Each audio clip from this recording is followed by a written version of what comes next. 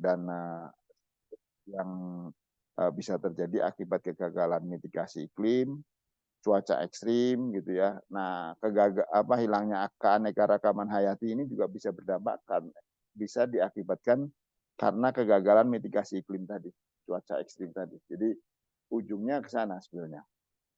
Oke. Nah, mitigasi iklim, cuaca ekstrim ini kan berkaitan dengan perubahan iklimnya, climate change gitu. Nah, sebetulnya penyebabnya apa? Penyebabnya adalah karena efek ke gas rumah kaca. Jadi ya greenhouse gas effect yang terjadi, boleh next, yang terjadi di dunia. Jadi kalau kita berbicara greenhouse gas effect itu seperti kita membuat greenhouse untuk menanam tanaman biasanya di subtropis atau apa ya. Termasuk saya kira di Indonesia juga banyak biasanya membuat greenhouse. Nah, ini terjadi efek itu seperti di bola bumi kita juga. Nah, yang membuat greenhouse biasanya membuat greenhouse itu dengan atap kaca atau atap plastik yang anti UV gitu ya. Nah, kalau ini buminya punya atapnya adalah lapisan lapisan GHG, greenhouse gas. Greenhouse gas itu apa aja? Yang paling besar adalah karbon dioksida, jadi CO2. CO2 yang diemisikan dari kegiatan manusia maupun alam itu terperangkap di atmosfer dan membentuk satu lapisan. Nah, lapisan itulah yang memberikan efek greenhouse effect gitu ya. Greenhouse effect-nya apa? Yang terjadi adalah manakala sinar matahari masuk ke bumi, nah saat itu bisa masuk tapi yang keluar sedikit. Jadi panasnya itu lebih banyak tertinggal di bumi sehingga buminya akan semakin panas. Gitu. Nah, efeknya apa? Ya, seperti dalam bumi. Nah, efeknya bumi itu makin panas, temperatur bumi makin panas, efeknya adalah apa? Efeknya banyak. Perubahan iklim terjadi, es yang di kutub mencair gitu ya. Banyak sekali yang tadinya pola katakanlah di tropical itu 2 kali musim hujan dan musim kemarau, yang tadinya kita misalnya bilang bahwa September, Oktober sudah mulai hujan, belum terjadi hujan. Itu termasuk salah satu impact-nya. Di daerah yang tadinya basah menjadi kering, yang tadinya kering bisa menjadi basah. Gitu. Permukaan air laut naik dan lain sebagainya. Nah, ini akibat dari dampak dari perubahan iklim tadi.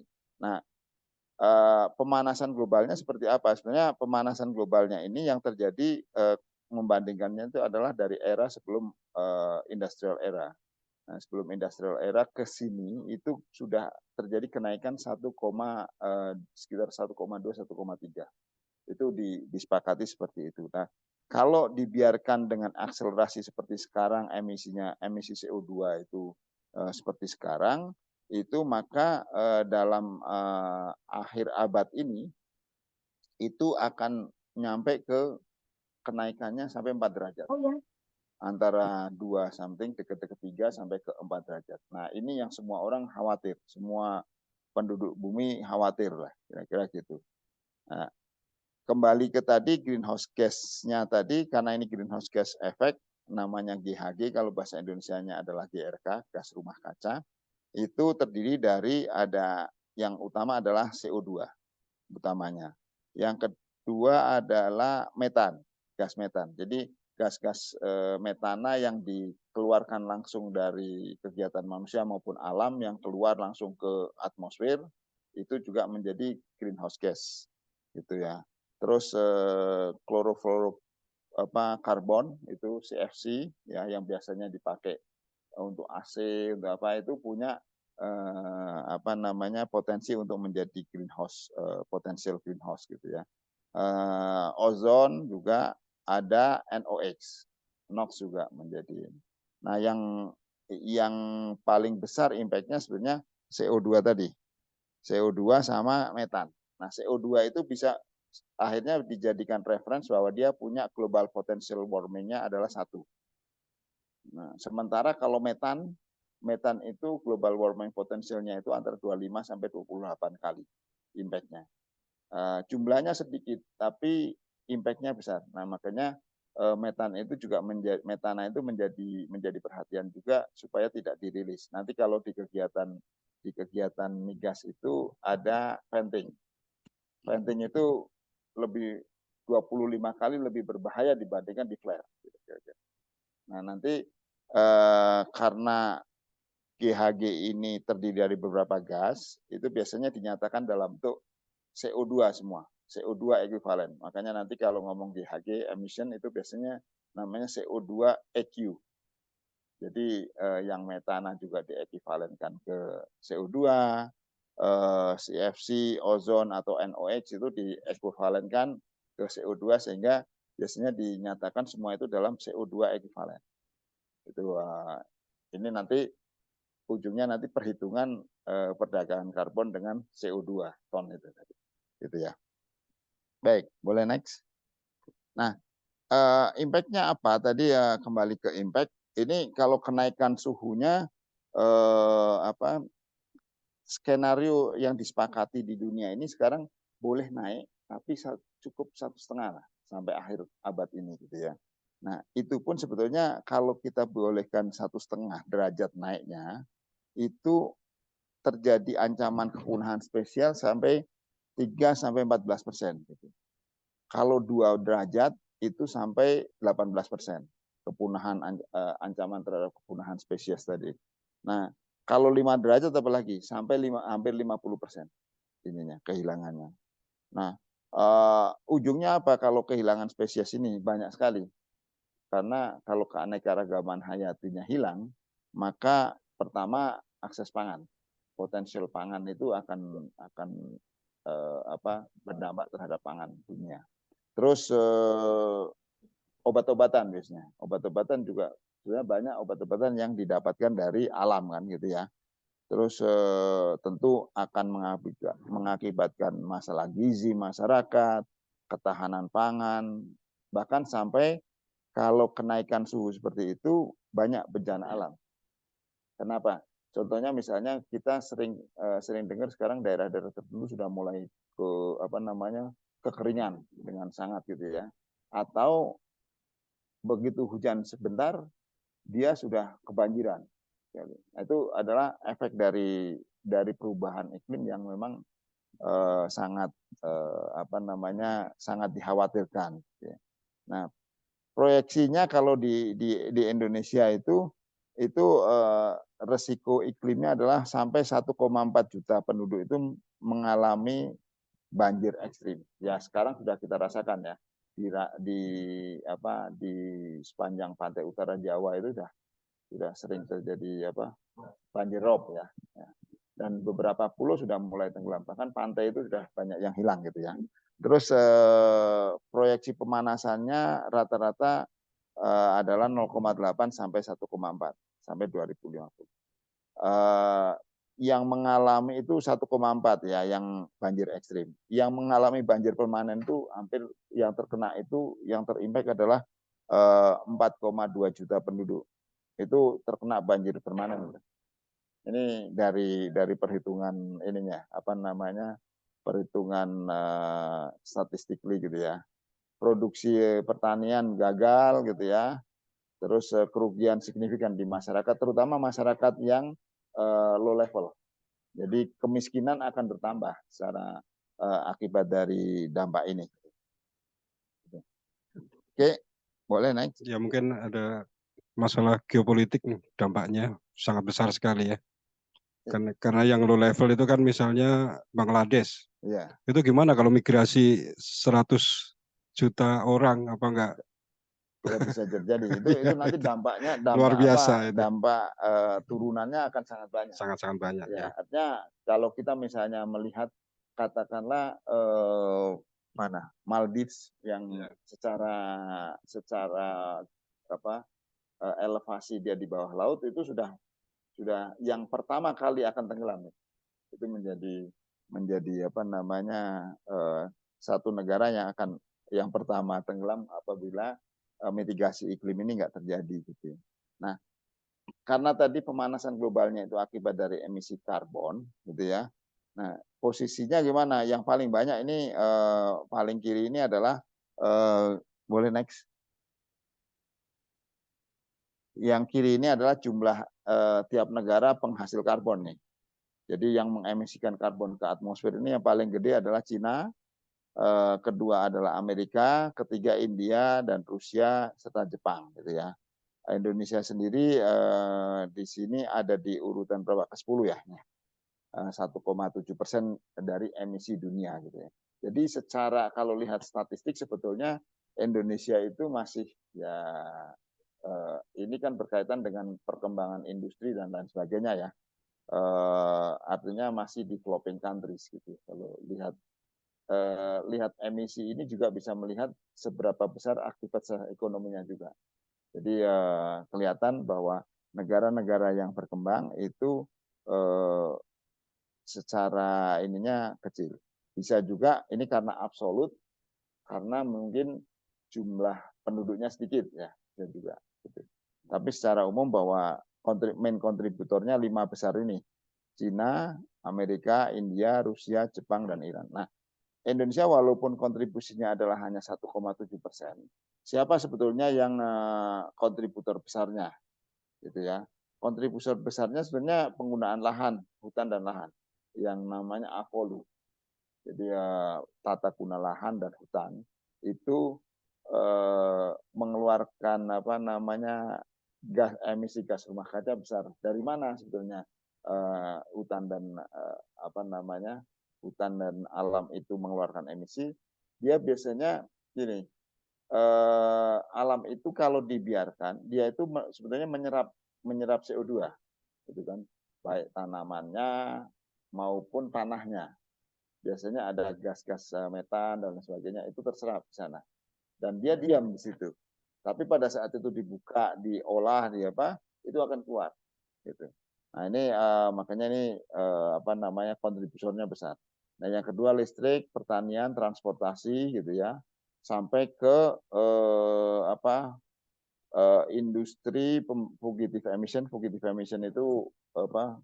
Ya biasanya evaporasi dari proses gitu ya, yang tidak disengaja keluar dari bocoran-bocoran kecil gitu ya, sampai ke bangunan dan penerbangan. Ini adalah sumber dari apa emisi karbon di Indonesia. Boleh next. Nah, karbon ini menjadi isu karena seluruh dunia itu memperhatikan, akhirnya hampir tiap tahun, bukan hampir tiap tahun dibicarakan di level dunia itu. Ada namanya COP, Climate Change Conference. Jadi Conference of atau on parties ya. Itu semua negara itu berkumpul untuk membicarakan masalah iklim ini. Yang terakhir itu kemarin di Mesir, November ini akan diadakan kalau nggak salah di Dubai, ya. Tahun sebelumnya waktu itu di Glasgow saya kebetulan hadir waktu itu, yang COP ke-15 saya sempat hadir juga waktu itu. Nah, tiap tahun dibicarakan dan di momen ini biasanya saling negosiasi bagaimana kesepakatan-kesepakatan apa mitigasi iklim ini diterapkan di masing-masing negara. Gitu. Nah, yang paling menonjol adalah waktu COP21 di Paris. Disitulah banyak kesepakatan besar terkait dengan membatasi average global temperature increase supaya di bawah 2 derajat. Jadi cita-citanya yang tadi kan kenaikannya sudah 1,3 bisa jadi sampai 4 gitu ya. Nah itu di Paris Agreement itu sepakat untuk supaya di bawah 2 gitu. Nah nanti akan ada lagi akhirnya di bawah 2 itu berapa? Ada yang mematok 1,5, satu kelompok gitu ya. Nah yang kedua adalah enhance resilience adaptation to climate impact gitu ya. Jadi semua banyak action di sana. Terus financial flows. Jadi financial flows ini diharapkan mitigasi ini kan ada beberapa mungkin negara-negara yang dia tidak mampu untuk memitigasi sendiri. Nah ini diharapkan akan saling kerjasama, saling membantu untuk mitigasi iklim ini. Gitu. Jadi itu, dan Indonesia merupakan negara yang meratifikasi Paris Agreement ini. Oke. Dari ratifikasi itu Indonesia menerapkan namanya pembatasan emisinya, pengurangannya berapa, gitu. Namanya NDC, Nationally Determined Contribution. Itu tiap tahun ada itunya, ada setupnya berapa reduksi yang harus dicapai di tiap sektor, gitu ya. Nah, secara umum, secara country itu waktu NDC Indonesia harus mengurangi 29% dari emisi karbon itu di tahun 2030. Ini membandingkannya ke 2010. Jadi harus berkurang 29%. Nah, sekarang dengan adanya setelah COP kemarin di Mesir, itu sekarang ada enhanced NDC. Nah, reduksi emisinya naik lagi. Kalau kemarin 29%, sekarang 31,89%. Jadi naik. Naiknya nggak sampai berapa? Nggak sampai 3%. Tapi naik segini saja sudah terengah-engah untuk menurunkan sebesar itu, gitu ya. Nah, biasanya dikasih 2, batasannya 31,89% ini adalah upaya pengurangan yang dilakukan sendiri. Gitu. Pengurangan yang dilakukan sendiri, tapi juga bisa pengurangan yang dilakukan dengan bantuan luar. Nah, kalau ada bantuan orang lain itu objektifnya jadi naik lagi, yaitu 43%. Jadi itu yang ini kan. Nah, semua industri sektor itu sekarang menerapkan dari NDC ini, bagaimana turut serta dalam pengurangannya. Baik, boleh next. Nah, itu sebagai background. Nah, sekarang kalau semua ingin untuk mencapai supaya tidak kenaikan suhu itu tidak lebih dari 2%, maka sepakat bahwa di 2050 itu harus tercapai net zero. Gitu. Boleh next. Jadi supaya tercapai net zero. Untuk negara maju 2050, ada yang 2060, ada yang 2070. Jadi tergantung dari negaranya ini. Gitu. Nah, apa itu net zero emission? Net zero itu intinya adalah zero sum, gitu ya. Jadi merefer ke overall balance dari antara greenhouse gas yang diemisikan dengan pengurangannya, dengan offsetnya sampai ke terjadinya karbon netral. Jadi kalau kita misalnya mengemisikan katakanlah 100, gitu ya, itu nanti dikurangi, kita berusaha untuk mengurangi dengan efisiensi misalnya energi, lampu dikurangi dan lain sebagainya, itu berkurang, katakanlah jadi 90, masih 90 itu dikurangi lagi dengan offset.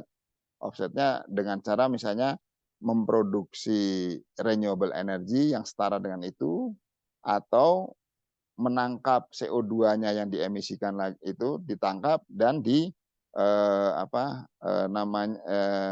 diamankan, biasanya diamankannya di dalam perut bumi, namanya programnya adalah carbon sequestration, yang lebih banyak dikenal sebagai CCS, carbon capture and storage, atau kalau enggak carbon capture dan digunakan, utilize. Jadi carbon capture, utilization and storage biasanya programnya itu. Nah, itu carbon sequestration. Kalau masih ada tersisa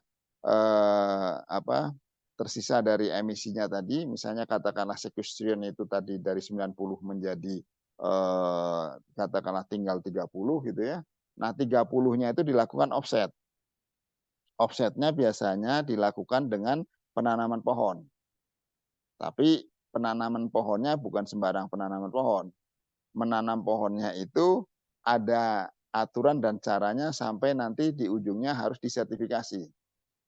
Jadi dihitung nanti pohon yang ditanam berapa hektar, jenis tanamannya, pohonnya berapa, terus tumbuhnya seberapa, nanti dihitung berapa sebetulnya yang CO2 yang diserap.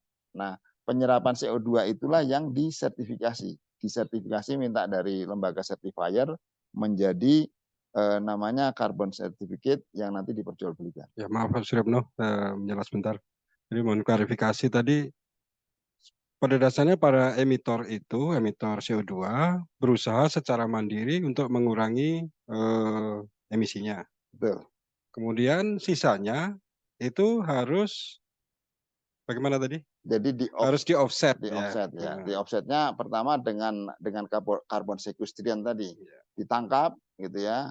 Ditangkap baik nangkapnya langsung dari cerobongnya atau nangkap dari udara sekitarnya gitu ya. Dan disimpan. Nah, gitu. Ya, tapi untuk mengoffset ini persyaratannya cukup ketat ya. Ketat ya. Nah, nanti kalau perusahaan yang punya teknologi itu silakan bisa saja melakukan ya. Tapi kalau perusahaan itu tidak punya teknologi itu atau tidak bisa melakukan kegiatan offsetting tadi, ya dia istilahnya kayak apa ya? Menyuruh orang lain untuk melakukan. Kalau kegiatan lain mungkin namanya mengontrakkan. Kalau ini enggak, orang lain bisa melakukan sendiri, mandiri, sertifikatnya itu nanti kita beli gitu. Jadi bentuknya seperti itu. Itulah yang disebut sebagai perdagangan karbon. Sebetulnya kayak mengontrakkan dari upaya offset sebetulnya. Jadi mungkin lebih mudah dipahami, carbon trading ini sebenarnya carbon trading offset sebenarnya yang lebih gampang dipahami ya. Ya, nanti ada ini lagi. Itu salah satunya. Itu salah Kita satunya. berbicara offset nanti ada namanya cap trade gitu ya, cap and trade gitu ya, atau cap and tax gitu ya. Nanti kita ke sana. Poinnya sebenarnya pendekatan sama kayak gitu, tapi intinya adalah ini untuk membayar emisi yang masih dikeluarkan, masih di luar dari masih keluar ke lingkungan. Itu maksimal. Nah, nanti aturannya lebih detail lagi, kita coba masuk ya. Nah, ini net zero-nya. Jadi sekarang masih tinggi dengan skenario ada tekanan ke di bawah 2 itu adalah 1,5. Penurunannya adalah 50%. Boleh next? Gitu. Nah, 50% di 2030. Nanti di 2050 untuk negara-negara yang kontributor besar tadi adalah net zero. Gitu. Net zero itu apa? Ini kalau dilihat yang biru tua itu sisanya segitu, nah berarti dia harus melakukan offset di bawahnya itu yang biru muda. Jadi seimbang, akhirnya 0.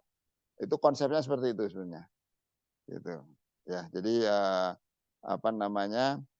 Kalau sudah seimbang antara yang atas sama yang bawah offsetnya, maka itu terjadilah net zero gitu. Oke. Nah, sektor apa saja sih yang terkait dengan ini isu-isu terkait dengan net zero terus CO2 emission dan lain sebagainya. Yang pertama tadi, karena tadi kan kehutanan, land use gitu ya, itu pertanian, sektor pertanian. Jadi pertanian itu cukup banyak juga mengeluarkan GHG, terutama gas metan. Jadi upaya pertanian itu juga banyak itu. Dari membuka lahan, mengolah lahan, menggunakan pupuk yang berlebihan. Pupuknya kan urea itu ya, gitu kan? Itu. Terus yang misalnya kalau kehutanan itu yang tadinya lahan gambut yang dia menyerap gas-gas yang termasuk gas rumah kaca, tapi terpaksa diolah, jadi akhirnya gas rumah kacanya terlepas ke udara. Nah, terus kegiatan penangkapan, penyimpanan dan penggunaan karbon itu CCS, CCUS gitu ya. Efisiensi energi, ini juga upaya-upaya efisiensi energi ini juga terkait dengan kaitan dengan pengurangan karbon gitu ya. Kegiatan kehutanan apalagi tadi. Terus penggunaan bahan bakar. Semakin lama bahan bakar yang rendah karbon itu akan semakin disenangi. Nah, makanya kalau di Indonesia kan kita dulu punya bahan bakar katakanlah bensin ya premium gitu ya. Sekarang sudah ada yang lebih efisien gitu. Terus ada lagi yang bio. Jadi ada bio solar, ada yang pertama green gitu ya. Biosolar pun nanti tingkatannya banyak tuh, ada B20, B30, B35, semakin banyak bionya semakin rendah karbon gitu ya. Terus fugitive emission, gas industri, manufacture gitu ya. Ini ya, terus tata guna lahan, energi terbarukan, ini akan mendapatkan karbon kredit. Kegiatan transportasi, termasuk juga pengolahan limbah.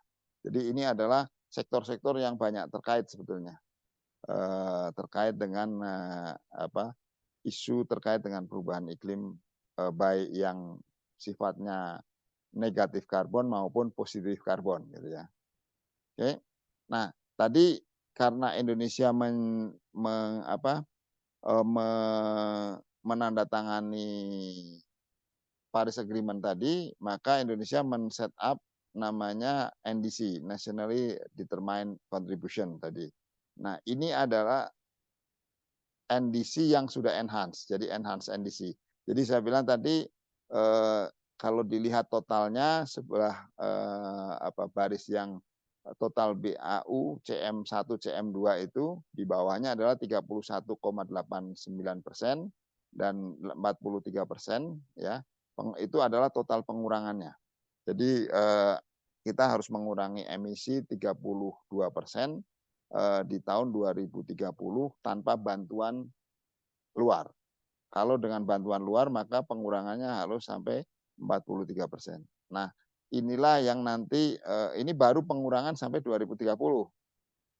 Nanti karena untuk mencapai net zero itu kan harus bertahap ya. Nah, di 2030 aja pengurangannya harus gitu. Gitu. Nah, untuk Indonesia net zero-nya bukan di 2050 yang dijanjikan, tapi 2060 atau lebih cepat. Nah, jadi tapi masih bagus, masih ada kata-kata lebih cepat. Ada negara lain yang set up-nya dia karena saking tidak percayanya, dia taruh 2070 gitu. Tapi rata-rata yang besar itu di 2050. Jadi itu ini adalah berdasarkan dari Paris Agreement. Dan enhanced NDC ini dari follow up-nya di COP kemarin di Mesir. Ya, ya, karena dia kan sebetulnya follow ini kan ya, yang tadi termasuk main kontributor ya. Itu. Dulu kalau jadi sawit tetap aja ya. Ya.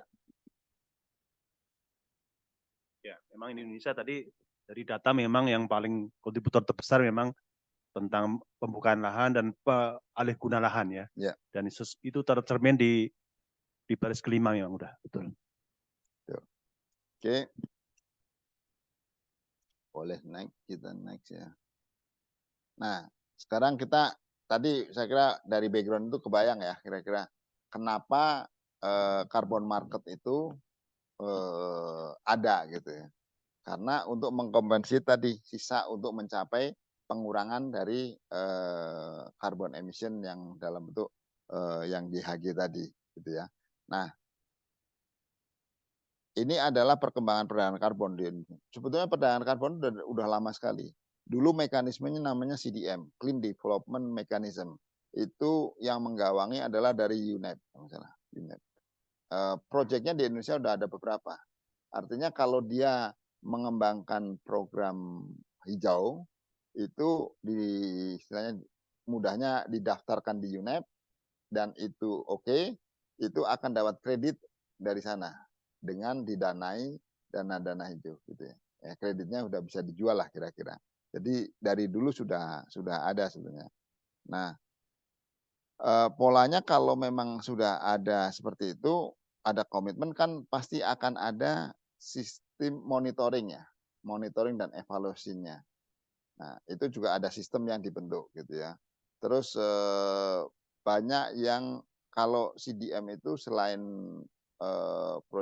yang saya banyak tahu itu adalah seperti contohnya proyek geotermal.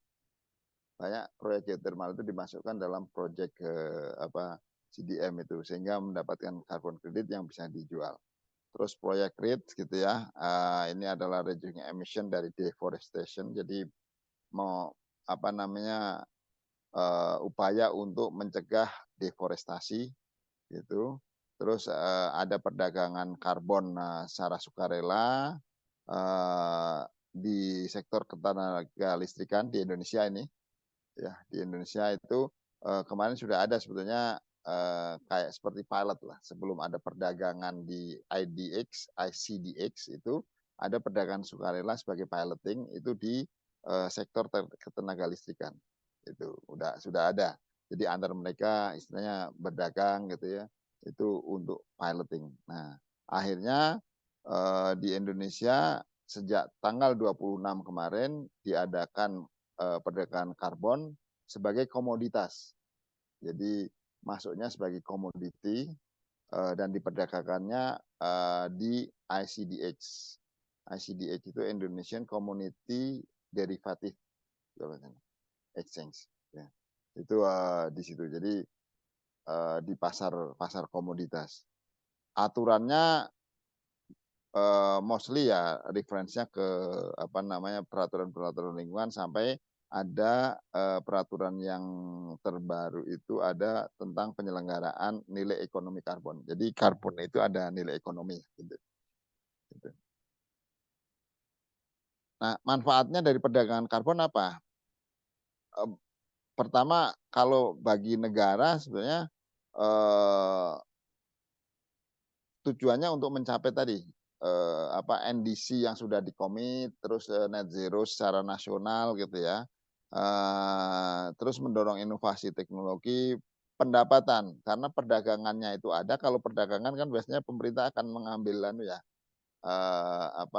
ya entah pajak entah atau kalau di pasar komoditas sendiri kan itu punya pemerintah juga gitu ya.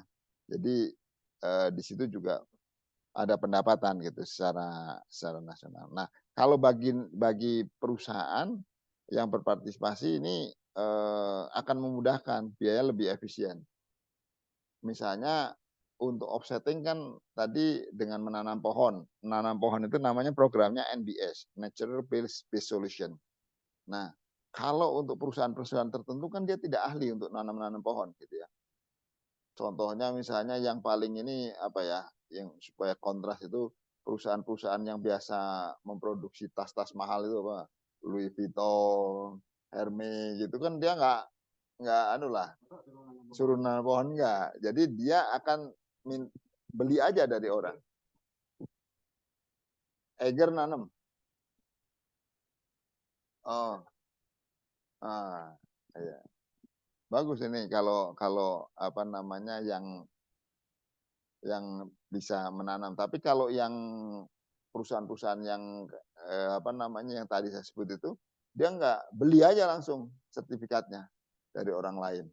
Nah, akhirnya di dunia memang menjadi kontroversi. Yang diharapkan sebetulnya kan orang itu mengurangi emisinya, bukan mengoffset begitu saja. Harus ada upaya pengurangannya. Nah, makanya sekarang kontroversi juga kalau satu perusahaan punya emisi dan di offset dengan 100%, itu dianggapnya tidak ya dalam tanda kutip tidak etis. Jadi sampai ada bahwa perdagangan karbon ini tidak menjawab dari tantangannya tadi supaya perubahan iklim itu dimitigasi. Bahkan ya itu menjadi salah satu isu di kalangan environmentalis juga yang akhirnya ada juga aturan yang kalau mau mengoffset maksimum berapa gitu. Jadi offsetting itu dikasih batasan juga gitu. Nah, terus bagi perusahaan yang menjual kredit karbon itu juga menjadi manfaat secara finansial. Artinya apa?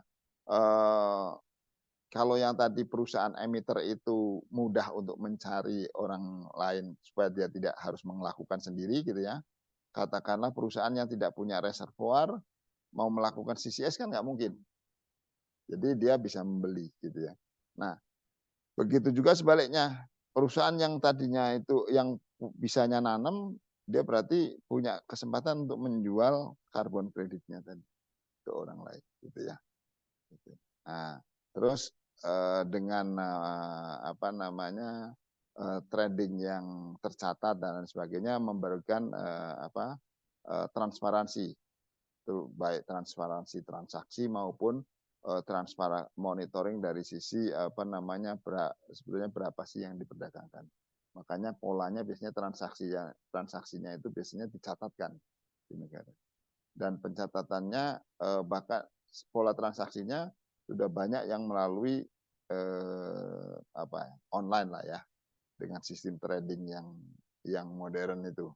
Bahkan ke depan kalau dari prediksinya perdagangan karbon itu sudah akan menggunakan model-model kayak cryptocurrency itu, namanya apa, blockchain apa chain block, blockchain ya. Kalau chain block itu untuk ngangkat itu keren. Oke, boleh next. Nah, carbon market ini ada dua, secara garis besar dua kelompok. Yang pertama adalah compliance carbon market, jadi carbon market yang wajib, gitu ya. Kalau yang satunya itu adalah voluntary, jadi sukarela, gitu. Tapi dua-duanya jalan, gitu ya. Kalau ini, nah yang compliance ini biasanya berdasarkan regulasi. Oleh negara sudah ditetapkan harus gini-gini. Nah, kalau voluntary ini biasanya ya sukarela secara ini karena perusahaannya ingin mencapai goal, gitu ya, mencapai pengurangan tadi, ingin kontribusi pengurangan, gitu ya. Dan kenapa kok sampai volunteer? Karena tekanan dari stakeholders itu tinggi, dari investor semua di dunia itu tinggi, gitu ya. Gitu. Jadi kalaupun tidak dilakukan regulation base, itu banyak perusahaan-perusahaan yang secara sukarela juga mereka mereduksi sampai ke mengoffset dari emisinya, gitu ya. Nah, biasanya ini dikaitkan dengan program-program sustainability atau ESG biasanya di perusahaan itu. Itu. Nah, kalau mengembangkan sustainability atau ESG biasanya kan ada materiality topik atau topik-topik yang material untuk bisnis itu, yang penting, gitu ya. Nah, topik itu biasanya terkait dengan climate itu yang pertama itu. Yang pertama menjadi topik yang sangat sangat menjadi perhatian, gitu ya. Market size-nya bahkan kalau lihat ini ya sama-sama besar ya kalau ininya, gitu. Pertumbuhannya juga besar, gitu ya. Secara ini kalau ada compliance ya memang lebih liquid, lebih banyak yang ikut, gitu ya. Tapi kalau volunteer ya ada tapi rendah, gitu ya. Tapi tetap besar kalau lihat ini ya. Kalau credit price-nya average-nya dari sisi yang compliance tadi yang wajib itu lebih tinggi memang. 8 kali rata-rata, 8 kali dibandingkan yang voluntary. Yang voluntary ini kebanyakan yang diperjualbelikan dari NBS, Natural Based Solution. Tapi kalau yang compliance itu variatif. Dari mulai karbon karbon kreditnya atau carbon allowance atau dari upaya penurunannya, ya itu yang diperjualbelikan, gitu. Ini dua jenis karbon, pasar karbon yang ada, gitu ya, secara umum. Boleh next. Nah, konsepnya seperti ini. Konsepnya adalah kalau dia adalah compliance, dia ada satu perusahaan, katakanlah pemerintah lah ya, yang menetapkan batas ceiling satu industri atau satu kegiatan itu boleh mengeluarkan emisi sampai berapa, gitu ya. Itu yang namanya emission cap, gitu ya, atau batas atas emisi BAE, gitu. Itu yang garis titik-titik itu. Nah, kalau perusahaan itu mengeluarkan emisinya lebih dari itu, maka dia akan terkena kewajiban untuk membayar ya apa istilahnya apa kompensasi dari kelebihan itu. Nah nanti kompensasinya bisa berbagai macam nih. Either dia itu tax harus bayar tax atau kompensasinya dengan dia membeli carbon credit dari orang lain gitu. Nah sebaliknya untuk emitters yang dia di bawah cap itu dia karena dia melakukan pengurangan kan ada upaya pengurangan tuh. Nah berarti upaya pengurangan itu harus dihargai dong. Nah, karena di bawah cap itu berarti masih ada gap itu yang sebagai allowance-nya kayak kita itu apa ya? Gampangnya pulsa lah ya. Apa pulsa atau token gitu ya. Kuota ya, kuota. Kalau kuotanya kelebihan, maka kita harus beli lagi. Nah, beli itu bisa juga beli dari tetangga kita yang dia punya kuota lebih gitulah kira-kira gitu. Itu saling exchange. Itu karbon apa perdagangan yang berdasarkan cap and trade tadi gitu. Atau dia tidak beli yang dari tetangganya, temennya, dia bayar ke pemerintah dalam bentuk tax gitu. Atau combine sebagian dia beli, sebagian dia bayar tax. Nah, aturan di Indonesia nanti combine tadi. Gitu kira-kira. Itu ya salah satu penjelasan kenapa salah satu penjelasan itu kalau lihat sekilas di berita itu ternyata laba bersih dari Tesla itu komponennya 25% dari ini. Dari ini ya. Ya, Iya, karena jadi karena dia caps-nya itu dia emisinya di bawah cap. bawa cap karena Nah, kan mobil listrik kan betul. dianggapnya tidak mengeluarkan emisi lah. Betul. Berarti ada keuntungan sisi lain dari Iya. sekedar jual mobilnya gitu-gitu. Nah, ternyata dia keuntungannya dari jual karbon, ya kan? Betul. Itu, Pak. Jadi yang masuk ke sana yang ini apa? Ya upaya-upaya dari proyek-proyek yang untuk menambah supaya apa namanya yang di atas ceiling tadi bisa membeli juga. Selain membeli tadi kuota dari tetangganya, dia juga bisa membeli dari kuota bukan kuota, kredit dari perusahaan lain atau organisasi lain yang melakukan carbon offset. Misalnya dia menanam pohon atau dia melakukan CCS ya, atau dia melakukan membuat energi yang lebih hijau gitu ya. Kalau energinya yang lebih hijau misalnya dari geotermal atau dari apa solar PV atau dari angin itu selain dia bisa menjual energinya secara produk sebagai produk, dia juga dapat carbon credit yang bisa dijual. Jadi dia dapat dapat apa? Dapat revenue dari dua sumber tadi yang tadi Pak Sam bilang tadi. Ya. Jadi ya itu. Nah, ini modelnya yang sudah ada ya. Offset di tiap negara ada menyampaikan maksimum offset itu berapa itu yang diperbolehkan. Nah, biasanya yang di offset di sini yang disebut offset di sini adalah terkait dengan NBS. Tidak termasuk yang CCS biasanya. Itu. Jadi NBS itu yang nanam pohon tadi. Itu maksimum misalnya hanya boleh 5% offsetnya.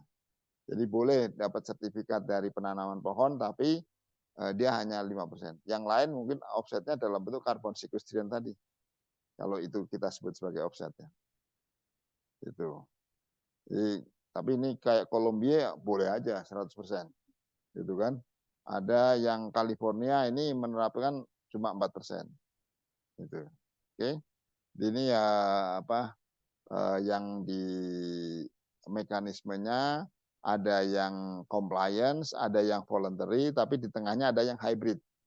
Itu dua-duanya diterapkan. Indonesia hybrid. Jadi ada persentasenya nggak belum disebutkan. Nah, tentu kalau ngomongin carbon market itu kan ada pricingnya ya.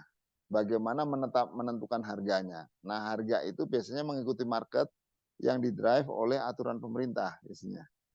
Jadi biasanya yang menjadi patokan itu carbon tax di negara itu. gitu. Jadi carbon tax gitu termasuk dalam mekanisme cap and tax tadi.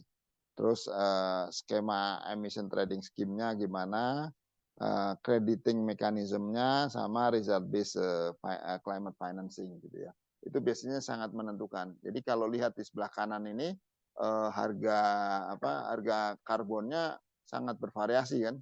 Ada yang di atas $80 per ton gitu ya. Tapi ada yang sangat rendah. Ada yang di bawah 5 gitu ya. Itu kayak di beberapa negara itu. Kalau European Union ini paling tinggi itu kalau average-nya. Itu kira-kira. Nah, ini yang membuat mekanisme harga itu terbentuk. Nah, di Indonesia bagaimana? Di Indonesia tadi saya bilang bahwa yang kemarin perdagangan perdana itu yang terjadi adalah sekitar $4 per ton. Kenapa seperti itu?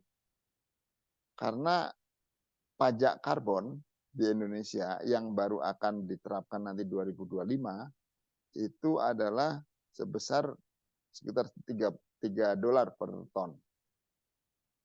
Dan kalau itu menjadi harganya kemarin diperdagangkan sampai $4 itu sebenarnya sudah 30% di atas pajak gitu. Itu kira-kira. Nah, pertanyaannya kan kalau misalnya beli itu lebih mahal, kalau gitu mending pajak semua. Enggak. Nanti ada aturan berapa yang pajakin, berapa yang harus beli. Jadi mekanisme ininya dua-duanya hybrid tadi. Gitu. Oke. Nah, ini adalah harga karbon nih per tahun lalu. Jadi kalau dilihat itu bahkan ada yang paling tinggi itu ada Swedia sama Uruguay itu. Sampai 130. Uruguay sama mana? Switzerland. Itu sampai 130 ton dolar per ton.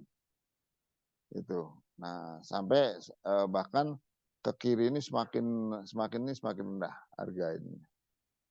Gitu. Ya, jadi ini harga di seluruh dunia. Kalau yang biru-biru itu adalah pajak, mekanismenya pajak karbon. Nah, kalau yang merah ini yang emission trade scheme-nya, jadi perdagangan. Jadi lebih ke volunteer gitu ya. Nah, terus di Indonesia gimana? Di Indonesia dengan perdagangan seperti itu, ini ada yang memprediksikan, data ini saya ambil dari kata data gitu ya. Itu punya potensi berapa juta hektar ini ya, hutan tropisnya 125 juta hektar, hutan mangrove 3,3 juta hektar, lahan gambut itu 7,5 juta hektar. Nah, ini adalah jumlah CO2 yang bisa diserap. Jadi 25 miliar ton. Nah, kalau saya kira ya.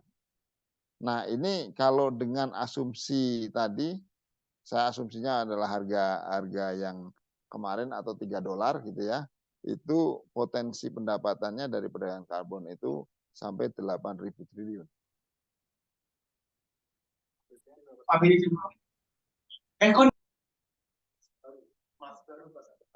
Ya.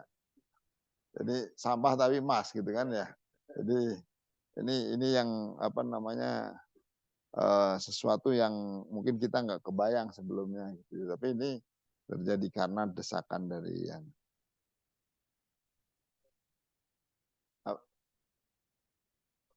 kayak total nih, Pak. Tapi kalaupun total nanti kan pendekatannya nanti kan ton penyerapan itu kan bisa dibagi per tahun ya.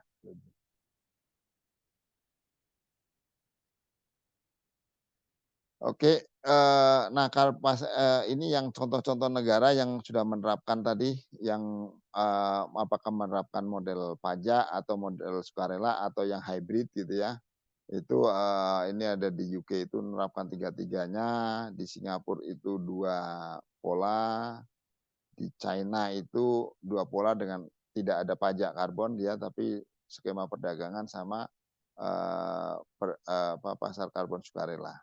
Jadi masing-masing punya kelebihan dan kekurangan, tapi itu adalah kebijakan dari tiap negara berbeda-beda ya kalau ininya. Ini contohnya bahwa artinya bahwa di negara lain sudah diterapkan gitu ya. Termasuk di Singapura. Bahkan kalau karena ada pajak seperti ini, mereka dengan cepat kalau ada karbon kredit, upaya-upaya karbon kredit itu mereka sudah mengambil posisi gitu ya. Seperti saya yakin kalau Singapura mereka potensi reservoir untuk melakukan CCS kan kecil sekali ya. Bahkan nggak ada jangan-jangan. Ada nggak ya? Ada tapi punya reservoir nggak sih mereka? Nggak punya kan? Nah, itu mereka sudah mendeklar akan ingin menjadi hub dari perdagangan karbon ini. Gitu.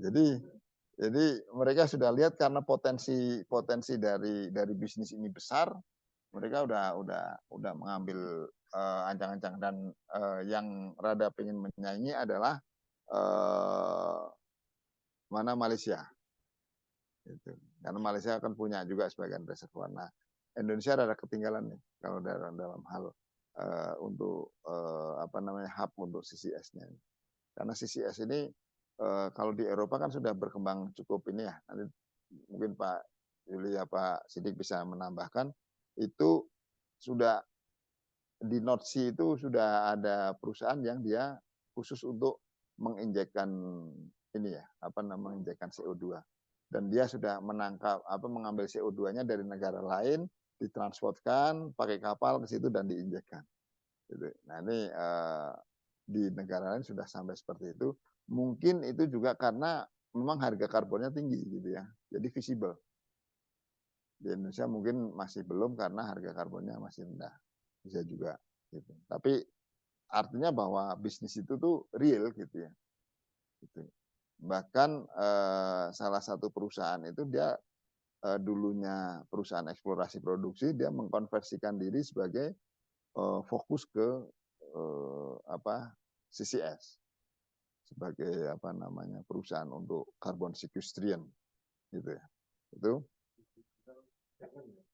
ya.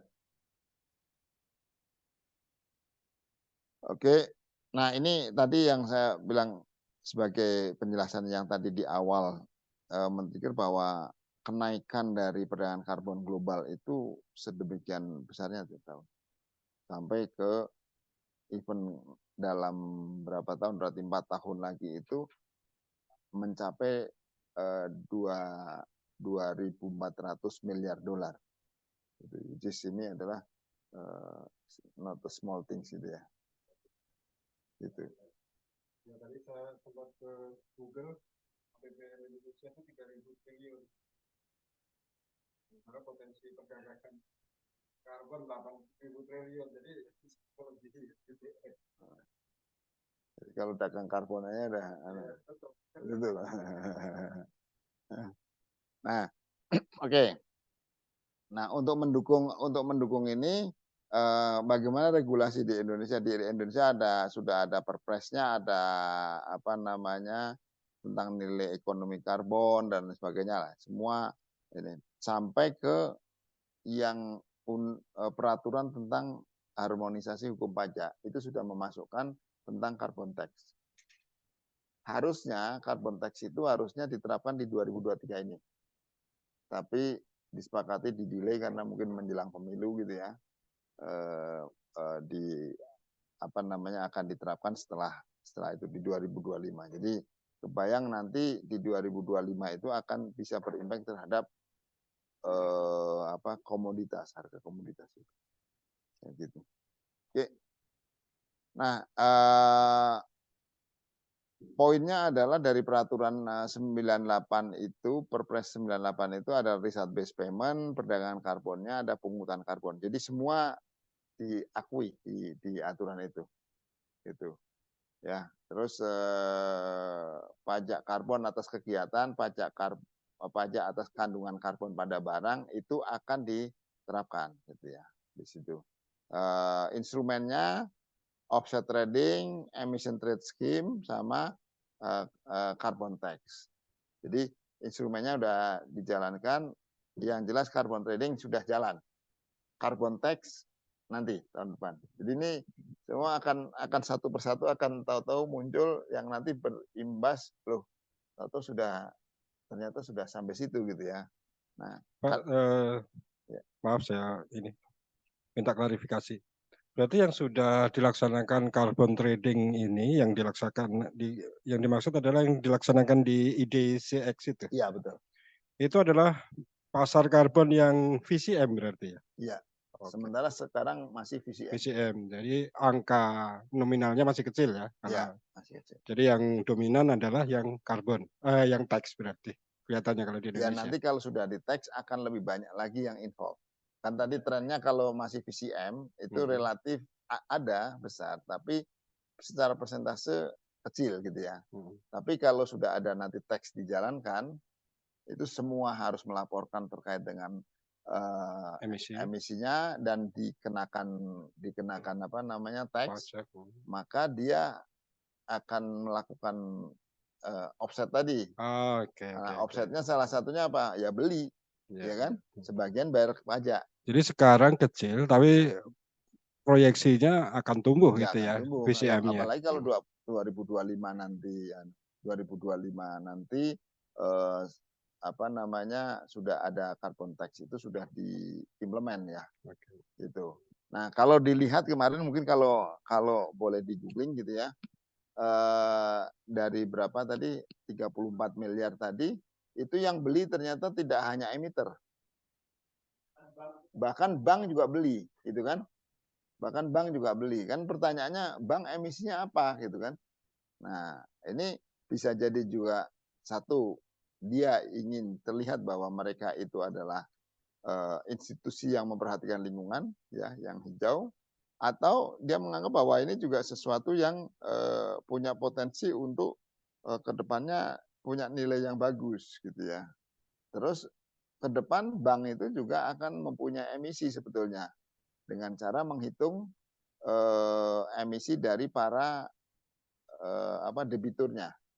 Jadi kalau dia meminjamkan uang ke satu aktivitas industri atau apa, emisinya dari industri itu nanti harus dilaporkan ke bank itu, ke penyalur kredit. Nah, nanti tinggal equity-nya berapa persen yang dari bank itu, itulah yang harus diklaim. Misalnya bank itu memodali katakan 50% dari perusahaan itu. Berarti dia harus mengklaim 50% juga emisinya. Itu kira-kira. Jadi dicegat di aliran uangnya ya. Semua. Jadi semua mekanismenya dikasih barrier semua. Jadi nggak bisa, ya ujungnya nanti kalau nggak seperti itu juga yang nanya investor juga. Investor ditanya. Nah, investornya apa mau bisa escape? Enggak juga, karena ada investor yang tidak mau menggunakan mekanisme ESG misalnya ya, itu kena denda dia. Investasi ke perusahaan yang tidak pakai tidak pakai ini ESG. Nah, itu kena denda gitu. Nah, mekanisme pengendalian uang memang efektif sekali. iya. Kalau berbicaranya bahasanya uang, nah kenapa itu betul. Jadi isu ini sebetulnya terkait dengan sustainability, pembangunan berkelanjutan, itu isu ini sudah digulirkan dari tahun 80-an sebetulnya. Tapi baru setelah 2000-an saja isu ini menjadi benar-benar buy-in karena menggunakan mekanisme uang tadi. Kalau tidak ada mekanisme uang ya orang tidak peduli gitulah, kira-kira gitu ya. In reality nih, in reality. Gitu. Oke, boleh next. Nah ini menjelaskan tadi sedikit lebih detail lagi. Nah cap base ETS scheme itu tadi kan yang dia allowance-nya di bawah itu dia jual gitu ya. Nah sementara kalau yang over di atas dari batas atas emisi, dia kan harus mengkompensate. Nah dia harus beli. Either belinya itu bisa dari tetangganya itu tadi yang allowance-nya masih ada, atau dia beli dari orang yang punya kredit, entah kreditnya dari carbon sequestration atau kreditnya dari misalnya dari proyek hijaunya mereka. Proyek hijau itu seperti misalnya katakanlah pembangkitan listrik yang dari renewable misalnya, gitu. Atau dia beli dari offsetting dari NBS, gitu. Itu dia bisa beli dari sana. Nah, selebihnya dia akan kena tax ini. Ini yang modelnya yang tadi hybrid tadi, gitu. Tapi at the end ya semua itu akan kena di impact ke price ya, ke consumers. Ini konsepnya, jadi Indonesia juga nanti di sebelah kiri ini ada tax, ada buy juga. Oke, nah ini perkembangan di pasar karbon globalnya sekarang ini yang orange ya, bukan pink, yang pink ya, itu sudah mengimplementasikan atau sudah ada jadwalnya. Jadi mostly di dunia juga udah banyak yang menerapkan. Sementara kalau yang orange itu mengimplementasikan 2, ETS dan pajak. Yang orange itu. Yang biru itu pajak karbon diimplementasikan. Jadi yang warna-warna itu rata-rata sudah menerapkan either dia hanya ETS atau hanya pajak karbon atau dua-duanya. Jadi kebanyakan sudah menetapkan. Kalau di Indonesia pajak karbon sudah dijadwalkan gitu, kalau di Indonesia. Kalau sekarang posisi sekarang berarti ada ETS yang sudah dijalankan. Itu. Ini situasi yang sebelumnya. Sebelum pajak pasar karbon di Indonesia dibuka. Oke. Nah, yang dijual belikan itu kan karbon kredit ya. Jadi karbon kredit bentuknya sertifikat gitu. Karbon kredit bentuknya sertifikat, bisa sertifikat dalam bentuk yang tadi allowance. Allowance tadi kuota. Kuota itu kuota emisi. Itu bisa diperjualbelikan kalau memang pemerintah sudah menetapkan cap-nya, batas atas emisinya. Untuk biasanya batas atas emisi itu diterapkan di tiap-tiap sektor gitu. Nah, atau karbon kredit itu bisa didapatkan dari proyek hijau. Tadi penangkapan atau proyek hijau, pembangkitan energi yang green gitu ya.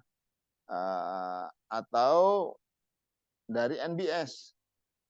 Gitu kira-kira. Itu kredit-kredit yang bisa nanti diperjualbelikan. Semua kredit itu harus ada sertifikatnya. Yang diperjualbelikan sebetulnya akhirnya sertifikatnya. Jadi sertifikat karbon tadi. Nanti ada istilahnya sertifikat pengurangan, sertifikat apa. Intinya saya coba generalisir dulu. Ini ada sertifikat karbon. Gitu ya. Itu. Nah, iya. Iya. Nah, pengembangannya gimana kalau ingin mendapatkan karbon kredit? Itu kalau misalnya dari offset gitu ya, dari offsetting itu pengimbangan emisinya dihasilkan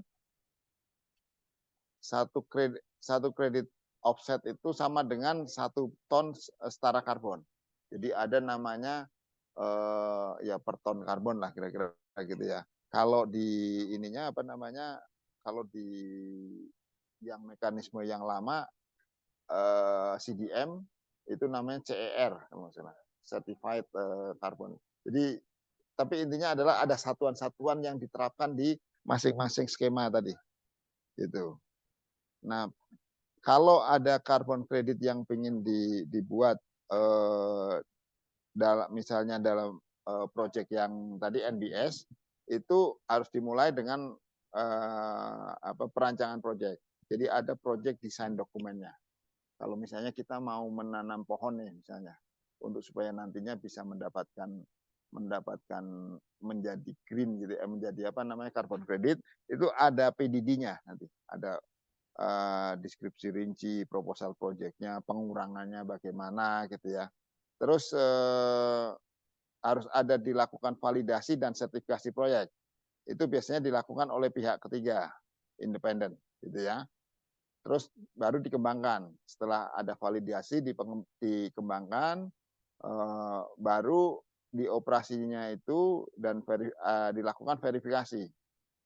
Itu verifikasi dampak proyeknya bagaimana, biasanya reguler setiap tahun itu ada diukur, sampai diukur misalnya lingkar lingkar apa namanya pohonnya gitu ya. Terus baru kredit karbonnya itu bisa diperjualbelikan. Oke. Nah, yang verifikasi siapa? Yang verifikasi adalah lembaga-lembaga certifier. Ini yang cukup terkenal adalah Verra sama Gold. Itu yang lingkupnya global. Ada beberapa yang lingkupnya kecil. Nah, di Indonesia itu ada namanya standar SRN. Ini yang mensertifikasi yang di Indonesia. Lingkupnya di Indonesia. Jadi nanti kita berbicara di Indonesia itu harus disertifikasi oleh SRN ini. Nah, tapi Mbak, SRN ini adalah sistem registrasi nasional punyanya KLHK. Nah, nanti yang mensertifikasi itu adalah lembaga di Indonesia yang sudah terdaftar di SRN itu. Jadi ada industrinya akan berkembang banyak. Yang menanam tadi ada, certifier ada gitu ya. Ada lagi mungkin yang kontraktor penanam juga ada. Jadi banyak yang dilakukan. Ya bisa jadi. Oke. Jadi ujungnya banyak sekali. Di Indonesia yang certifiernya itu kalau nggak salah sekarang yang baru diakui baru 3 kalau nggak salah. Baru tiga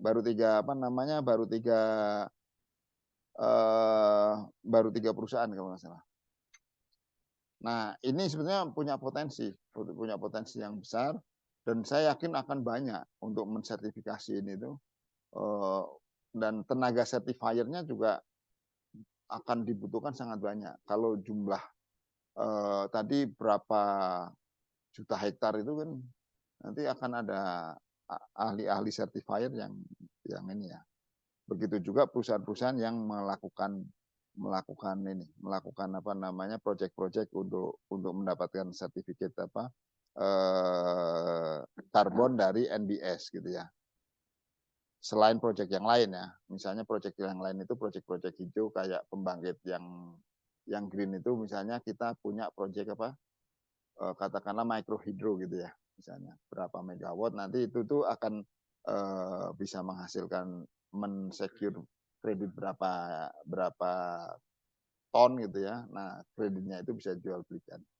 Gitu. Tapi ya tadi harus ada proyek yang dilakukan detail desainnya dan sebagainya. Nah, mungkin dalam hal verifikasi nanti juga akan berkembang model Verra yang kecil tadi atau gold yang kecil tadi akan berkembang tuh.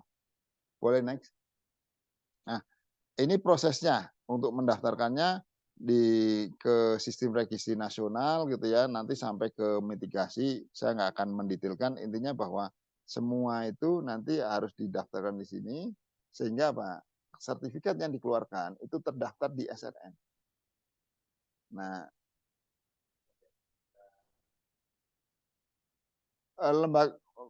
ini adalah platform lembaga atau platformnya untuk meregister, jadi kayak kalau ininya kayak OJK-nya lah ya, yang mendaftarkan semua itu nanti sertifikat itu akan terdaftar di situ.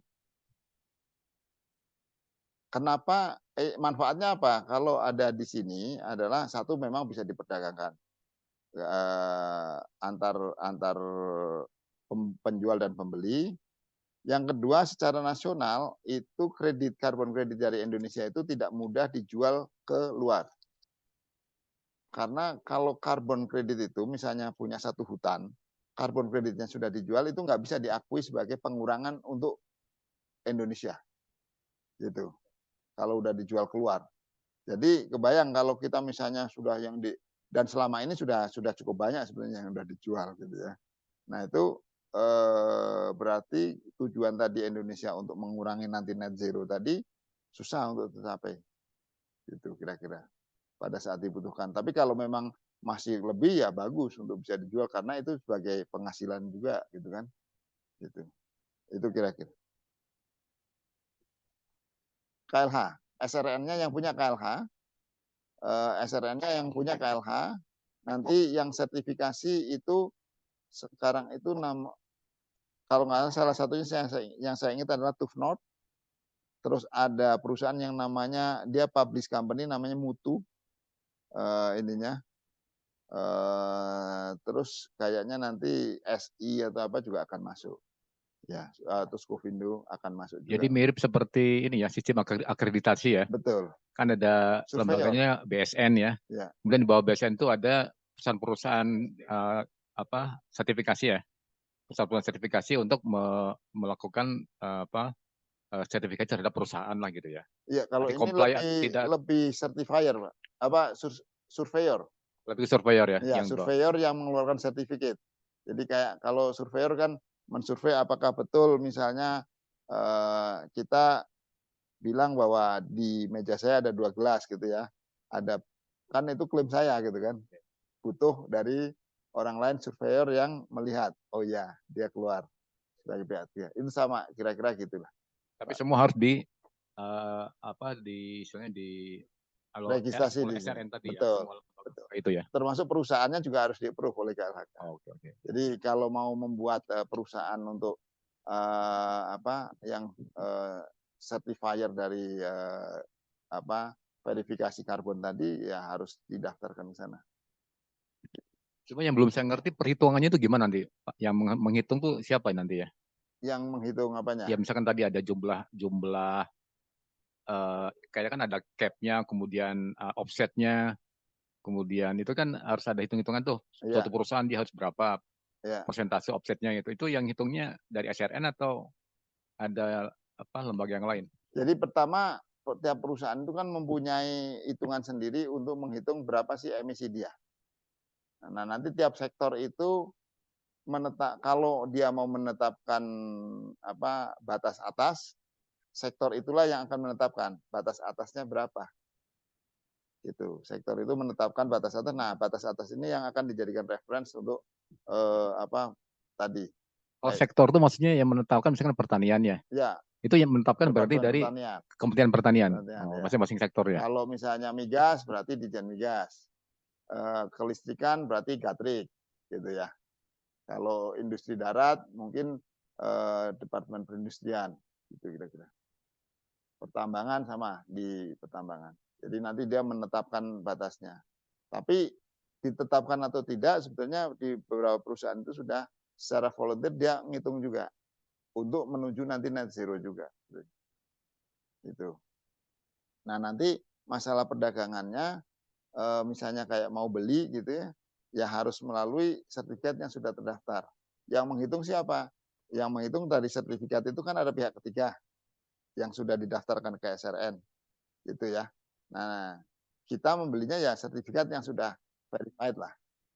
Kayak misalnya Antam jualan emas yang pakai yang sudah nggak pernah ditimbang, kita kan kalau beli emang pernah ditimbang, nggak juga kan. Percaya aja kan, padahal itu cuma dilaminating, cuma ditulisin 1 gram. Belum tentu itu 1 gram, tapi karena itu certified ya udah kita percaya, gitulah kira-kira. Kita nggak akan nimbang lagi. Itu kan. Itu kira-kira mekanismenya seperti itu. Oke, saya kira itu. Jadi nanti setelah itu ya kalau punya kredit berarti bisa diperjualbelikan negosiasi langsung gitu, tapi nanti harus dicatatkan atau melalui yang tadi ICDA gitu.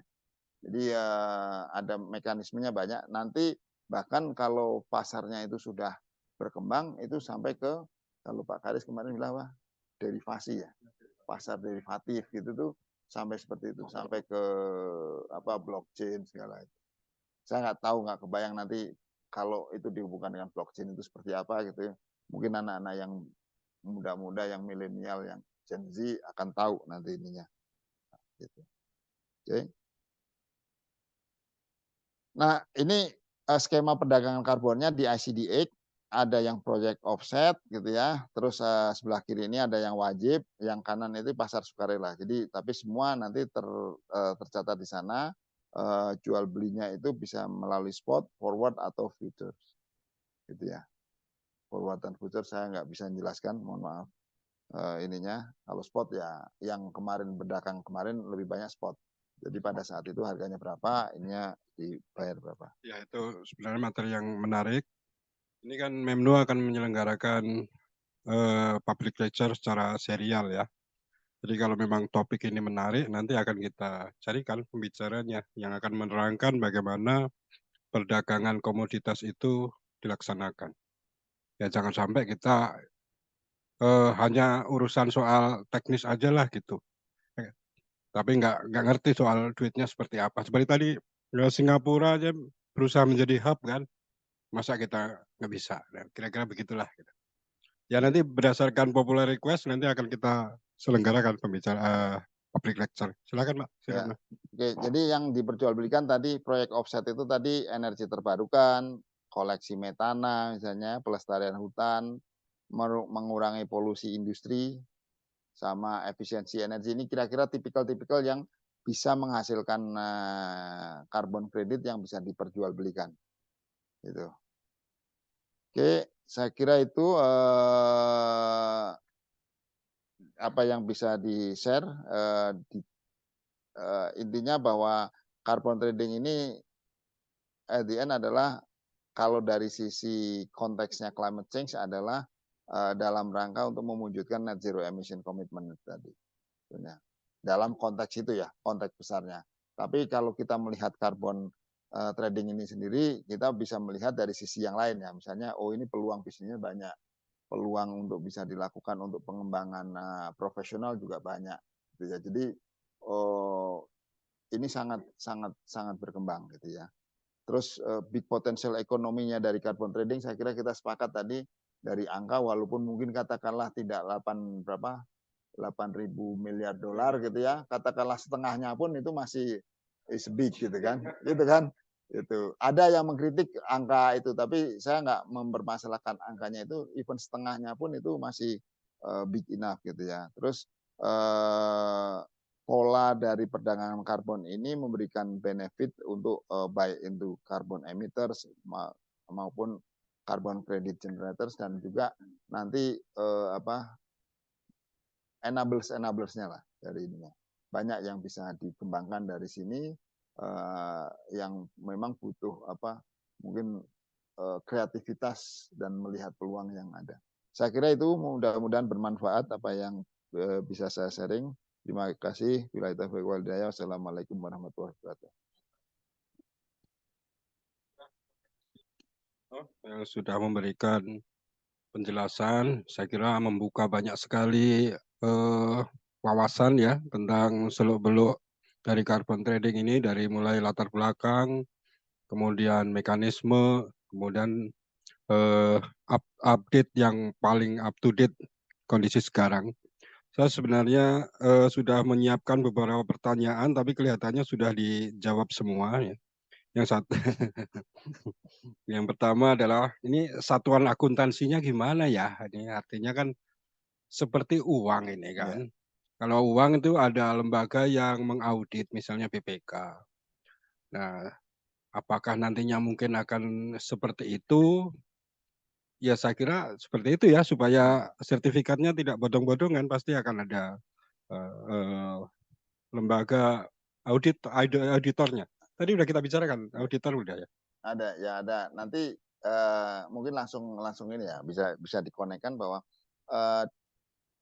lembaga audit itu akan ada karena ini urusannya dengan duit akhirnya. Di perusahaan sendiri dulu waktu tahun 2000-an saya sebenarnya sudah sering melakukan kegiatan misalnya menghitung karbon emisi seperti ini ya, GHG gitu ya. Tapi saya cuma melaporkannya sebagai GHG reporting. Jadi dimonitor, dihitung berapa GHG emisinya. Nah, dulu disebut sebagai laporan emisi GHG. Sekarang namanya sudah berubah. Disebutnya sebagai GHG accounting, carbon accounting. Jadi kalau dengar carbon accounting sebetulnya itu ngitungnya yang selama ini dihitung sebagai laporan GHG. Kenapa accounting? Karena nanti ini perhitungannya harus benar, harus traceable, harus accountable. Ini nanti terus juga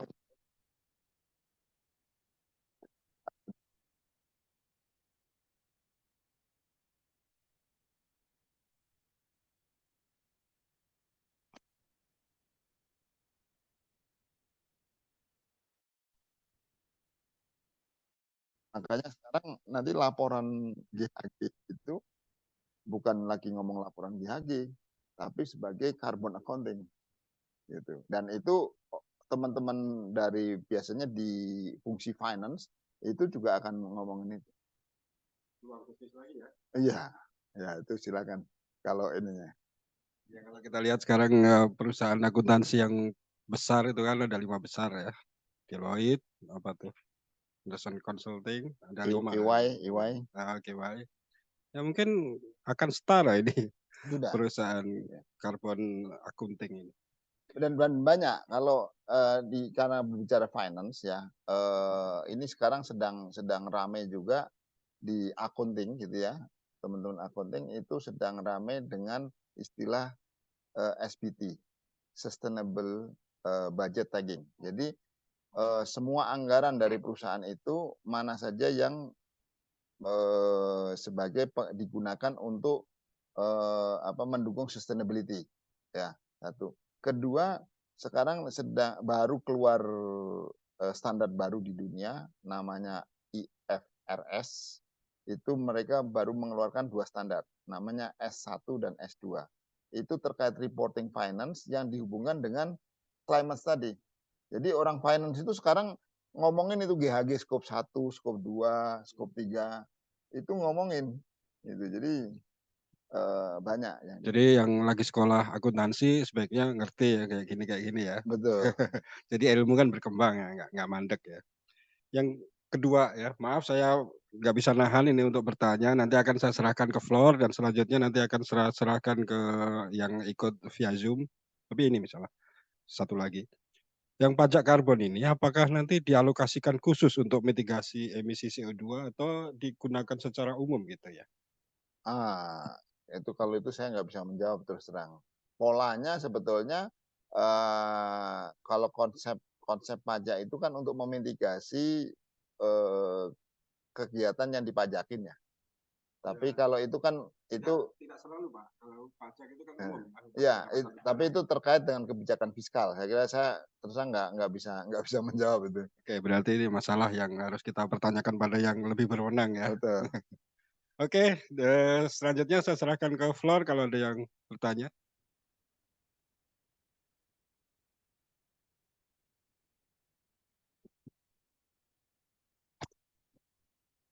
Baik, terima kasih moderator dan juga Pak Ripno ya. Nah, ini kan tadi kaitannya dengan apa namanya carbon trading ya. Terutama dengan munculnya apa istilahnya yang mengeluarkan sertifikat tadi ya. Artinya gini, ada pihak-pihak mungkin voluntary kali ya yang apa dia membuat sertifikat karbon gitu ya, kemudian disertifikasi oleh lembaga-lembaga yang di bawah SRN gitu ya.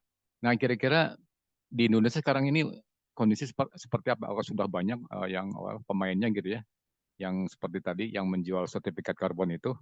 Dan tren kedepannya kira-kira seperti apa? Kemudian apa namanya cara dia menjual itu seperti apa? Maksudnya gini, si yang mempunyai sertifikat karbon itu dia jelas disertifikasi oleh SRN kan. Nah, kemudian dia menjualnya itu langsung ke perusahaan-perusahaan itu atau ada melalui apa ICDX tadi ya? Ya, gitu aja makasih. Ya. Makasih. Jadi kalau yang pertama semua semua sertifikat kan harus didaftarkan di SRN tadi Pak. Sehingga keluarnya adalah sertifikat yang dari sana yang bisa diperjualbelikan. Poinnya itu dulu. Itu. Nah, untuk saat ini artinya semua perdagangan itu harus tercatat. Untuk saat ini perdagangan yang besar itu dilakukan melalui ICDX. Gitu. Gitu. Jadi baik melalui pasar nego maupun direct melalui platform. Tapi saya yakin ke depannya bisa jadi nego dan kesananya hanya didaftarkan, bisa jadi seperti itu. Jadi ini kalau kita mau lihat pola perdagangan yang kecil-kecil pun banyak sebenarnya di dunia. Ada pasar-pasar yang ada yang gede, ada yang kecil. Nanti kita bisa lihat ada platform-platform yang bisa kita ikuti gitu ya untuk pasar karbon ini. Nah, pemainnya saat ini kalau yang kemarin yang jualan hanya Pertamina. Waktu yang apa namanya, yang awal kemarin pas pembukaan yang jualan hanya Pertamina itu dari hasil karbon kredit dari proyek CDM di Lahendong. Di mana di Sulawesi sana. Itu. Karena ya di Tomohon ya. Terus itu yang dijual tadi angkanya saya udah tunjukkan karena itu udah publish semua. Tapi ke depan saya yakin kalau nanti yang terkena pajak itu akan banyak perusahaan-perusahaan, ini yang membutuhkan kan banyak. Dan sekarang sudah mulai nih banyak yang berdiskusi, kita bisa nggak meng-create apa namanya proyek hijau untuk sekian misalnya kiloton nantinya CO2-nya gitu ya, yang kecil-kecil. Mungkin itu baru akan terjadi dan bisa dimonetize beberapa tahun kemudian. Tapi artinya bahwa sekarang sudah mulai banyak yang melihat. Bahkan ada yang menyampaikan, Pak, ada nggak proyek yang kita bisa tidak perlu kalau tadi kita memproduksi green energy itu bisa jual energinya dan bisa jual kreditnya. Ada yang ngomong bahwa saya mau mengeluarkan duit, yang penting saya bisa cerita tentang hijaunya proyek itu. Artinya cuma mendapatkan kreditnya tadi. Itu sampai seperti itu. Nah, jadi artinya kalau saya melihat ini banyak. Bahkan di dunia ini sebetulnya ada satu kayak marketplace. Kayak marketplace itu untuk proyek-proyek hijau. Jadi mempertemukan antara green financing yang dia butuh proyek-proyek kecil di seluruh dunia, mempertemukan dengan orang yang mempunyai proyek hijau yang kecil-kecil lah kira-kira. Proyek di satu desa atau apa. Itu sebenarnya punya potensi untuk dilakukan ini. Bukan cuma masalah karbon apa namanya trading saja. Tapi saya yakin nanti carbon trading juga akan begitu kebutuhannya banyak, dia pasti akan nyari mana nih ada yang ini. Bahkan yang mungkin dengan proyek-proyek yang kecil aja boleh-bolehlah saya beli dengan harga yang misalnya murah atau apa gitu kan bisa jadi. Gitu. Itu kira-kira mungkin kalau certifiernya sampai saat ini kalau nggak salah baru 3. Jadi kalau suruh mensertifikasi tadi kita itu ada 700.000 ton ya kalau nggak salah se-Indonesia, itu untuk offset segitu yang mau mensertifikasi masih sangat kurang. Peluang.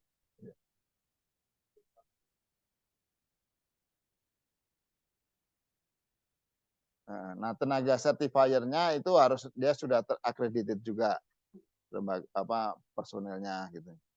Nah, banyak. Ya, tapi kalau masalah mekanisme perdagangan ya kalau kita melihat dari yang sekarang berjalan misalnya di perdagangan soal komoditas itu kan banyak mekanismenya. Biasanya kalau di yang exchange itu untuk menemukan harga keseimbangan lah antara jual belinya itu. Tapi perdagangannya sendiri bukan hanya di exchange, ada juga yang over the counter namanya itu, yang tidak diregister lah. Ya kesepakatan antara pembeli dan penjual aja Nego. gitu. Pasar Nego ya. itu namanya over the counter. Itu juga bisa. Tapi kenapa itu bisa dilaksanakan seperti itu? Ya karena semuanya itu kan ada di treasury. Ya, ada apa? Ada pencatatan. Ada pencatatan ya. Cara pencatatan si kredit-kredit itu tersentral. Kalau soal saham atau securities di Indonesia saya lupa namanya. Kayaknya ada perusahaannya yang ada KCI namanya. KCI ya. Pencatatnya KCI. Dan ini karbon juga seperti itu. Jadi yang over the counter juga bisa. Yang penting mendapatkan sertifikat yang sudah di verified gitu kan. Ya.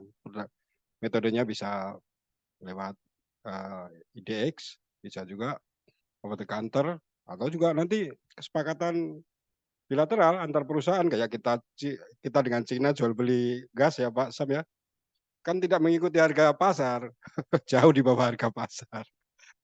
Ya mungkin gitu saya. Oke, kalau tidak ada yang dari forum atau ada silakan ya. Pendek aja Pak, yang online ini kasihan Sudah Iya, antri iya. mungkin.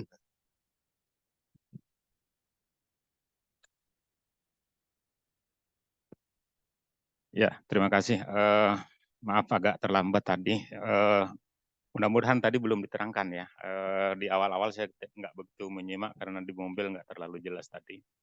Mungkin dari sisi latar belakang tadi udah dijelaskan barangkali ya. Cuman ini kan sebenarnya carbon trading ini adalah ini mendunia, artinya dalam skala global kan itu.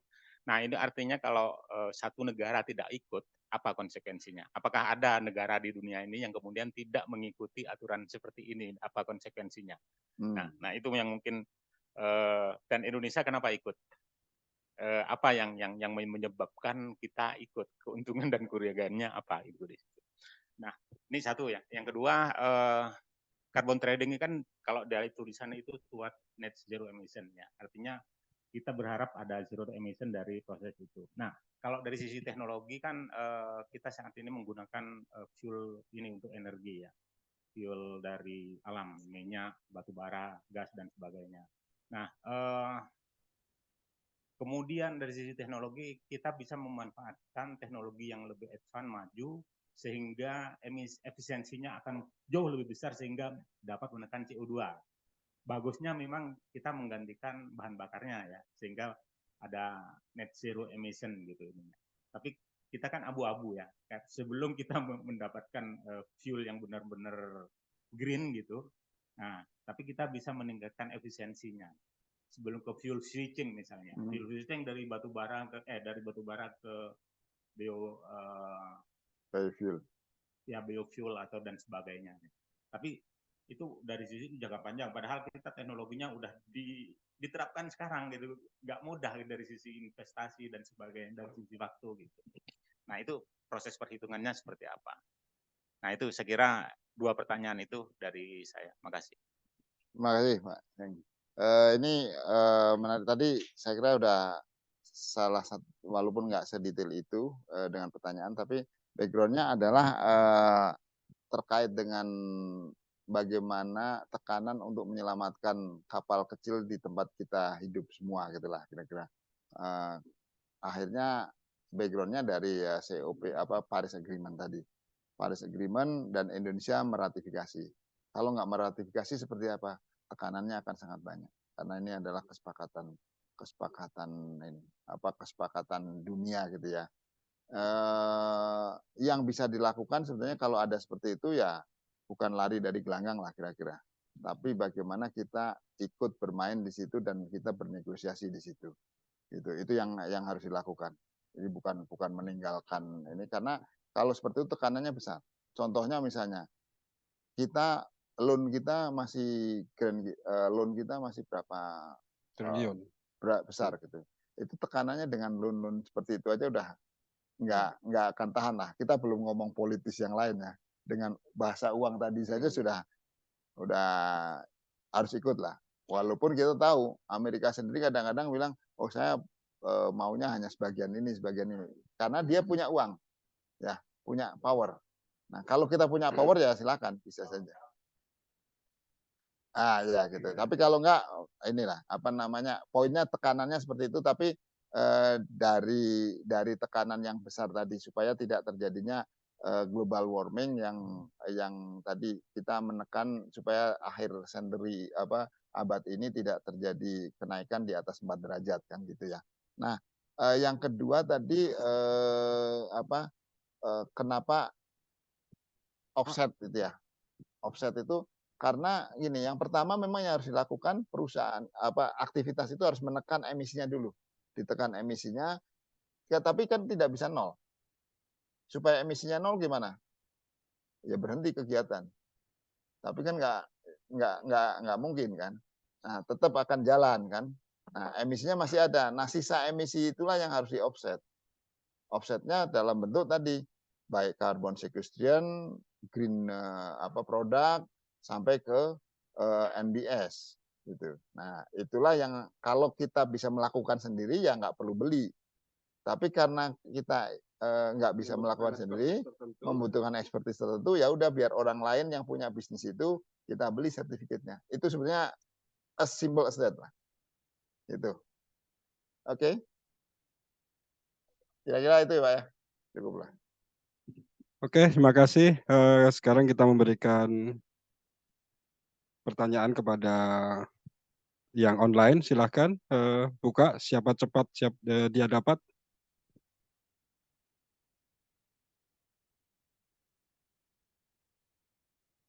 Open mic.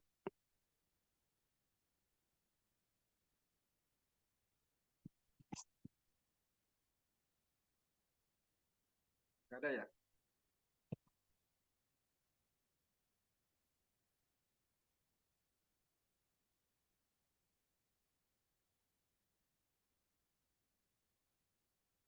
Kalau tidak ada ya mungkin bisa kita tutup. Jadi terima kasih sekali Pak Rimno yang sudah memberikan penjelasan dan terima kasih kepada hadirin semua yang sudah menghadiri public lecture ini. Banyak sekali manfaat yang mungkin bisa kita tarik ya. Yang pertama adalah sesuai dengan misi dari Memnu. Tadi mungkin ada yang telat, saya ingin menyampaikan bahwa Memnu adalah Masyarakat Energi dan Mineral Nusantara. Salah satu misinya adalah sosialisasi dan meningkatkan awareness tentang permasalahan energi dan mineral di Indonesia. Nah, dalam rangka meningkatkan awareness ini kita akan menyelenggarakan seri-seri public lecture terkait dengan topik ini dan mungkin akan terkait topik yang berdekatan ya, misalnya tentang perdagangan, ekonomi dan sebagainya, ya tergantung dari respon dari peserta apa yang topik yang ingin digali. Terus yang tadi mungkin beberapa hal yang bisa kita tarik kesimpulan ya bahwa kita harus lebih aware terhadap isu-isu global. Karena setiap perubahan itu kalau dipahami dari sisi bisnis ya, bisnis itu kan ada peta persaingan lah itu. Nah, peta persaingan itu berubah ketika ada regulasi yang berubah. Ya. Nah, dengan adanya regulasi yang berubah ini ada peluang yang sebelumnya underdog bisa naik ke atas, yang sebelumnya leading bisa jadi ke bawah. Seperti tadi ya, yang disampaikan oleh Pak Sam tadi tentang Tesla, kenapa berkibar? Ya karena ada regulasi yang yang muncul gitu. Jadi persaingannya jadi berubah. Nah ini terkait dengan anak-anak muda ya. Ini dengan adanya regulasi yang berubah ini kan peluang bisnis ada gitu. Jadi mungkin akan memunculkan ide-ide tentang startup seperti apa tadi sudah dibukakan oleh Pak Rimno. Jadi jangan acuh tak acuh terhadap hal-hal ini. Semuanya ini relevan buat kita. Apalagi soal energi ya. Energi ini adalah hal yang sangat strategis ya. Karena tadi sudah kita bahas bahwa energi ini adalah merupakan leverage. Artinya melipat gandakan kekuatan manusia. Jadi kalau kita bertani mungkin satu orang hanya 1 hektar, tapi dengan menggunakan traktor satu orang bisa berhektar-hektar. Itu adalah leverage ya. Traktor kan membutuhkan solar. Jadi kunci kemajuan dari peradaban adalah dari energi. Nah, begitu strategisnya soal energi ini, tidak mungkin kita serahkan pada segelintir orang untuk mendiktekan kepada kita. Kita adalah stakeholder yang sesungguhnya.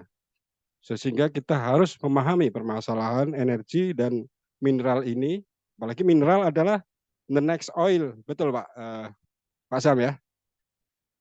Mineral adalah the next oil, jadi ini masih terkait dengan energi juga. Mungkin itu yang bisa saya simpulkan, jadi untuk kaum muda jangan hanya terjebak pada masalah teknis saja, sebaiknya diperluas wawasan pada soal masalah bisnis dan masalah ekonomi. Karena seperti tadi, mekanisme pengendalian yang paling efektif adalah mekanisme pengendalian melalui uang. Ya. Baik untuk tujuan baik ataupun tujuan buruk. Nah misalnya dengan perdagangan karbon ini ada tujuan baiknya kan.